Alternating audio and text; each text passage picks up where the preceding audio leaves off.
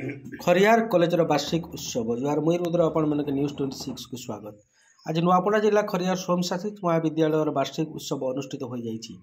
एही वार्षिक उत्सव में मुख्य अतिथि भाव में खरियार विधायक अधिराज मोहन पाणिग्राही, बरेण्य सम्मानित अतिथि भाव में नुआपड़ा जिलापाल श्री मधुसूदन दास और सम्मानित अतिथि भाव में विज्ञापित अंचल परिषद खरियार नगरपाल उज्जवल गुप्ता और स्वयंशासित महाविद्यालय परिचालना कमिटी सभापति श्री विश्वजित पाड़ी, बिरंची नारायण मुंग, व्यंग कवि भवानीपाटना मंचासीन थिबा बेले मुख्य वक्ता भाव में किस कॉलेजर अध्यापिका देवहूति पट्टनायक योगदान करथिले।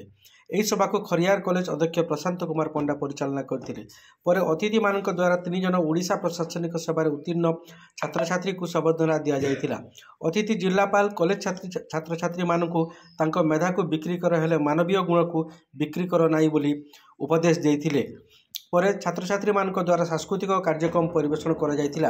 ए अवसर में खरियार कॉलेजर पत्रिका सबुजिमा और ड्रेस अतिथि मानक द्वारा उन्मोचित होइतिला। आसंतु ए नै सम्मानित अतिथि बरेण्य अतिथि जिलापाल कौन कहते सीधा प्रतिक्रिया नेबा। स्वयंशासित महाविद्यालय आज वार्षिक उत्सव से मु योगदान करिकी निजको गर्वित अनुभव करुची एवं मु मोर से छात्र जीवन को फेरी जाइथिली कि समय पाई।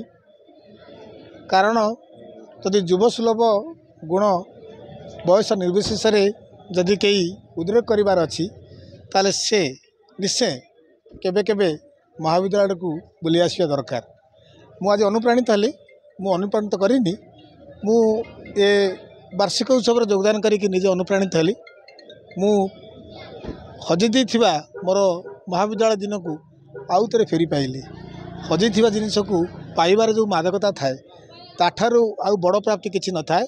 मु पिला मानकु छात्र छात्री मानकु गोटिए कथा कहली, तमर पेट चाखंडे पाई तमें तुम मेधा को तालीम कर मना, तुम पेट चाखंडे पाई तमें तुम मेधा को नीलाम कर मन ना, किंतु मनीष पणिया के नीलाम कर ना।